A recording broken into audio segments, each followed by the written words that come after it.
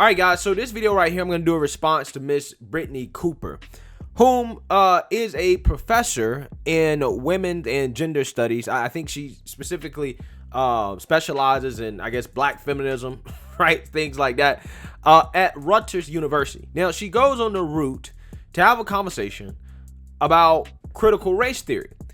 Now, during this conversation, she's going to say a whole lot of things that, to me, kind of sounds like hate speech towards white people. But hey, what do I know, right? It seems that there's some things that are cool to say about certain people, but it will be off limits as other people said them. Keep in mind, guys, this clip has been cut up to be 5 minutes by Media Watchdog Group. And the whole interview is like 45 minutes. So if you guys want to listen to that, the link will be in the description. But I'm just going to respond to this, right? All the good, juicy parts, right? So just keep that in mind. One of the reasons why I started my channel, guys, is to combat this type of speech, right? Is to speak out against this type of speech that, in my opinion, I think is basically going to lead us to a race war, right? A place where I do not want to be, okay? Now, again, she's a associate professor at Rutgers University in the gender studies and, I guess, women's studies department, which, quite honestly, guys, shouldn't even exist. It shouldn't even be a thing, especially at a publicly funded university. I mean, our taxpayer dollars are essentially subsidizing hateful rhetoric like hers in the name of wokeness, right? Those degrees they're giving out have no positive return on investment in society, right? The people that get those degrees are probably not going to get good jobs, right? And if you take out a loan to get that degree, you're probably not going to pay it back. So it probably shouldn't exist, okay? So she probably has a white liberal boss that is subsidizing her to say things like this. But without further ado, we're going to go ahead and respond to the claims that she makes in this video. In the aggregate, right? The real sort of issue here, and I've heard people sort of say it, is one, I think that white people viscerally fear. It's not that white people don't know, right, what they have done. They know. They fear that there is no other way to be human but the way in which they are human, which is to, so, like you talk to white people and whenever you really want to have a reckoning about it, they say stuff like, it's just human nature. If y'all had all of this power, you would have done the same thing, right? And it's like, no, that's what white humans did. Okay, now here's where the BS comes in, okay? You see how she talks about white people as if white people are just a different, like, species, okay? Like, they're just fundamentally different from everybody else. And see, this is what I talk about when I have these conversations with people. These woke people, whether they realize it or not, they make white people out to be or to seem much more powerful than they really are, right? To a certain extent when they talk like this.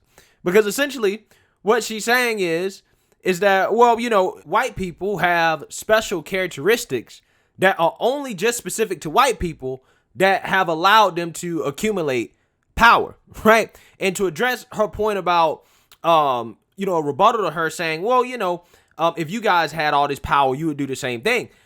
I mean, look, throughout history, we know that there are conquerors and there are those that are conquered, right?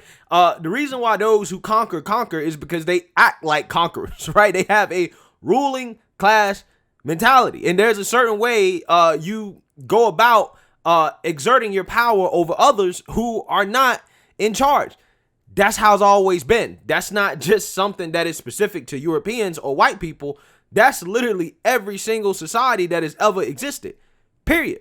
Right? Period. White human beings thought there's a world here and we own it. Prior to them, black and brown people have been sailing across oceans, interacting with each other for centuries without total subjugation, domination, and colonialism. Right? Lie. Absolute lie. And I'm going to tell you why. See, this is what really blows my mind about this person. You claim to be an academic, but yet you're trying to paint this rosy picture of the world where it's like, well, white people are just, they're evil and everybody else lives together in harmony. When I can tell you objectively, that's just not true. First and foremost, didn't Genghis Khan and the Mongols conquer basically most of the world right at the time? Okay, their empire expanded between 11 and 12 million contiguous square miles. We're talking about this empire expanding as far as from Poland to South Korea, right? A total landmass of the size of Africa. Now, is that European colonialism per se? No. But again, Europeans aren't the only people that have tried to conquer the world, right? There's just some that are more successful than others. You're hating. That's what you are. You're hating. And I'm going to tell you, that's why a lot of this hate and vitriol comes from a lot of these woke revolutionaries, because they obviously don't have any problems with racism and hatred. Okay, they don't have any problems with that. What they actually really have a problem with is the fact that, well, white people, or they perceive that, well, you know, European colonialism was successful for a certain period of time, and we're mad about that. We're mad that they were better at conquering than everybody else was, okay? And then they try to pretend like it is just strictly a European trait. Everybody else was living in peace and harmony with each other, you know, singing Kumbaya, and that's just not the case. I mean, again, I just talked about the Mongols, but also, how many times has China and Japan been at war with each other, right? A lot, okay? And it's gruesome, okay? This is why when you mix up Chinese and Japanese people, they don't like it. They give you that side eye, right? Bangladesh and Pakistan, okay? Brown people going to war with each other, right? In Africa, slaves were enslaved by other Africans and Arabs, right? Black and brown people enslaving each other, putting each other in total subjugation to each other, right? So again, what she's saying is just objectively false. And I don't understand how you call yourself an academic and you make silly statements like this. We have seen what a show this iteration of treatment of other human beings means, and that my hope is that we would do it differently, you know, in the moments when we have some power. We will not do it perfectly, but I do think that all of us can sort of agree that a politics that says like there are superior and inferior human beings just isn't the way to go. And well, whose politics is saying that? Because in my opinion, the only people's politics that is saying that are people that subscribe to critical race theory, right? People like her, right? People like her on the left are the only people that's saying that, oh, white people are superior to everybody else, therefore we have to treat them differently. You're calling for white people to be treated differently. And also, she's trying to act like, well, if we were in power, if black people were in power, we wouldn't treat white people the same way they treat us. Well, I can't tell, because look at how you guys are trying to treat white people right now. Right? Again, open discrimination. Okay? Being able to say hateful things about them that literally we're going to get into in a little bit here. She's really going to go off on it. But being able to say certain things and get away with it that white people can't say.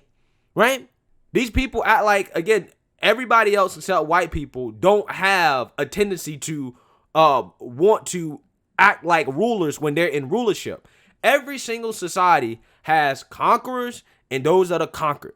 Every single society has those that are in rulership and that those that are not in rulership. Okay? In this society, America, a capitalist society, those who are in rulership and have the most power is not segregated by race. It's actually segregated by income. Capitalists are the ones that actually have the power, which is why everybody should strive to collect as many resources as they can and to be a capitalist, which is what I encourage people to do.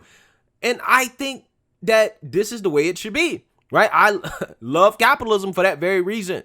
Okay. And that's the thing that white people don't trust us to do, because they are so corrupt. You know, their thinking is so morally and spiritually bankrupt about power that they can't they fear viscerally, existentially letting go of power, because they cannot imagine that there's another way to be. It is either that you dominate or you are dominated. And all right. So, all right, let's just say, right, hypothetically speaking, that, you know, what she's saying is true. There are certain people in power. Why would anybody that's in power willingly give up their power to somebody else, knowing that the people that they're giving the power to have a lot of hate and vitriol towards them, right? Why would you do that? Okay? Because you've shown people like her, and she's really going to get into it in a little bit, that if she had power, in fact, if she had power, I don't think that white people will be treated nicely if she was in charge. I really don't think so. Isn't it sad that that is spiritually who they are, and that they can't imagine a sort of more expansive notion of the world. The thing I want to say to you is we got to take these motherfuckers out. But I know, but like, we can't say that, right? We can't say, like, I don't believe in a project of violence. I truly don't. Because I think but what you want to say is that you want to take them out. That's what you want to say. That's what you believe in your heart. In your heart, you believe that, hey, you know, we got to get rid of these people, right? But you're saying, try to say, well, I don't believe in violence, blah, blah, blah. But that's what you're saying, that in your heart, that's what you want to do. Again, but she's trying to convince people. She's wondering why. Well, why is it that these white people, why they don't want to give up any power to me, right? Because of statements like that. Because of these type of statements when you say stuff like this, right?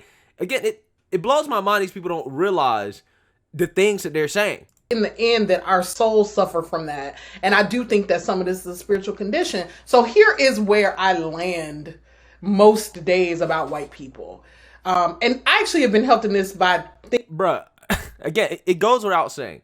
Imagine if you were white and you were saying all this type of stuff. I don't think that this would be allowed on the internet. I really don't. I think that, again, she's complaining about power, but yet if a white person was saying this type of rhetoric, I think they would be classified as hate speech, right? I'm pretty sure it would not be acceptable, okay? It wouldn't be acceptable. Thinking about indigenous people, right? See, part of the challenge around whiteness is that it totally skews our view of everything, right? I gave this like TED talk about this some years back, and one of the reasons I was trying to think about it is like, the world didn't start when white people arrived in America and tried to tell all the rest of us how things were going to go. There were people out here making worlds, Africans and indigenous people being brilliant, and, you know, libraries and inventions and, you know, vibrant notions of humanity and cross-cultural. Okay. Again, blatant ignorance in regards to history. Again, she's trying to paint this picture that indigenous people and Black people were living in this world where there was no violence, there were no conquering, there was no killing and stealing and looting and all this other stuff. When Black people or Africans were enslaving other Africans, okay, enslaving other these so-called indigenous people, right? The Native Americans that, for whatever reason, the woke revolutionaries, they love to try to stand up for. And I'm not, again, I have nothing against Native Americans, but I'm just keeping it real. Native Americans, so-called indigenous people that she's referring to, enslaved blacks, right? They enslaved Black people, right? Matter of fact, they wanted to keep their slaves so bad, a certain tribe, I'm forgetting the name of the tribe off the top of my head, but even after we ended slavery in the United States, there was just like, no, we want to keep our slaves. It took like another year or two of the government negotiating with them for them to actually release their slaves.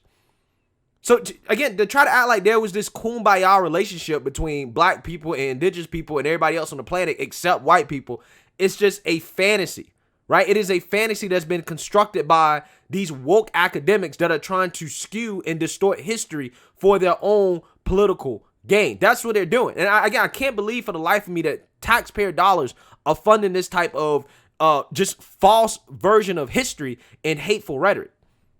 Exchange long before white people showed up being raggedy and violent and terrible and trying to take everything from everybody. Again, she's pretending like this never happened. Somebody get this woman a history book, bro. I mean, flat out, get this woman a history book. She's acting like this has never happened in any other society. It blows my mind.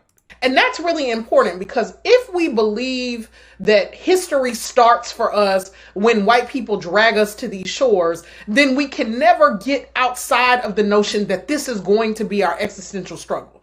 All things that begin end. White folks are not infinite and eternal, right? They ain't gonna go on for infinity and infinity. And that's super important to remember, that white colonialism and imperialism has a beginning. And in my way of thinking about the world, that means it has an end. And so part of what we are trying to do is to imagine what are the steps that we must take to get to the other side of this very inconvenient, epochal interruption of like Black and indigenous world making. I mean, does that give people comfort on the day to day when you like just having to deal with white folks and the travesties that they create and the sense that they want to destroy the planet? Nah, bro. Just imagine if a white person was like, how do we get rid of these blacks that are interrupting white world making and having to deal with black people on a day-to-day basis? Right? Just imagine. Bro, it is absolutely insane. It's absolutely insane. This person has no interest in living among her fellow Americans, black, white, Asian, Hispanic, whatever, and just getting along, right? Accepting our differences for what they are, but understanding that we're all Americans and that we're all in this together, right? There's no competition between races. Or to put it this way, in the ideal world, people look at each other as individuals, not by their race. And that we're all competing as individuals, and there's nothing wrong with that. I like that. That's capitalism, competition among individuals. But I don't think we should be competing to see which race is more superior to the next race. I don't think that's what we should be doing. Her victimhood mentality here is clouding her judgment, right, and her knowledge of history. It really blows my mind. There is a world beyond even our sojourn on the earth, and so whiteness is gonna have an end date because everything's gonna have an end date, right? Everything's gonna have an end date. The world is gonna have an end date, right? You're not saying anything, right? What are you saying? Whiteness is gonna have an end date. What do you mean? What are you trying to say, right? Again, how else do you interpret this when somebody says whiteness is gonna have an end date? How else do you interpret this, right? If you're a white person, listen to this. What do you think she's trying to say? Is she trying to call for an end to white people being in society, right? Is she trying to push white people to the edges of society? Is that what she's calling for? Because again, I really can't tell. It is not, despite what white people think of themselves, they do not defy the laws of eternity, right? Their projects are not so sophisticated that First of all, here's another thing. How do you know how white people think of themselves? Because the argument that a lot of these woke revolutionaries make is that, well, white people don't know what it's like to be black, so therefore white people can't tell a black person what it's like to be black and what we're going through and what we think and how we feel. So again, that same thing should apply to you, right? When it comes to talking about white people, how can you tell a white person what it's like to be white? You're not white, right? You're not white. So how can you sit and try to tell a white person how they think and how they feel? Again, these people and their logic, it just, it blows my mind once again. Natural laws of physics change for them. And when we sort of humble them humble our own understandings of whiteness, it seems like the biggest giant that we face. But in the end, right, it is what I like to say is, black folks were out here for centuries and centuries and millennia doing all kinds of wonderful things and probably some up things too, but whiteness is largely an inconvenient interruption, and so we then get to ask ourselves, so you sound like a black supremacist, right? Whiteness is an inconvenient interruption to black supremacy, right? To us dominating the planet. And see, this is what I was telling you at the beginning of this video. These people have no issues with racism. Their whole thing is not about ending race. They don't care about that. What they want is power, right? They're simply upset because they feel that white people are in power and they're not, and they want that power. You're saying stuff like this where you're obviously showing that you see the world from a black dominant standpoint, and again, in her own words here, whiteness is getting in the way of that. Okay, that's not what somebody says that again wants to live in a society where everybody is treated equally regardless of their race, and that wants to get along with their neighbors regardless of their race, their color, their background, whatever. Why am I here in this moment of it? Like, damn, why did I show up in this particular iteration? And it's like, well, I think we showed up in this iteration precisely so that we could help to figure out an end and a way to the other side of this, gargantuan historical tragedy that is white supremacy. Shout out to Media Watchdog. They cut up that clip so we can get the best parts out and respond to. But again, guys, the hilarious part about this is that the only reason she has a platform that she can speak and spew this type of hateful rhetoric is simply because of the society that has been built that she's complaining about, right? That's the only reason she has this platform. Because otherwise, if what happened didn't happen, if European colonialism didn't happen, she wouldn't be in this position, right? She wouldn't be in this position. Again, a society where she claims she's been marginalized, that she's a victim, right? She has this large platform where she's probably getting paid, 80, 90, 100K to study a subject that provides no positive return on investment for society whatsoever. And she can just complain and be on her soapbox all day, right? And spew hate speech. But because of her race, nobody's ever going to classify it as hate speech. They're just going to say, oh, well, it's, she can just say that because she's black, right? She's a black feminist. Again, these people, they never seem to amaze me. They never cease to amaze me with the things they say and the stuff that they come up with.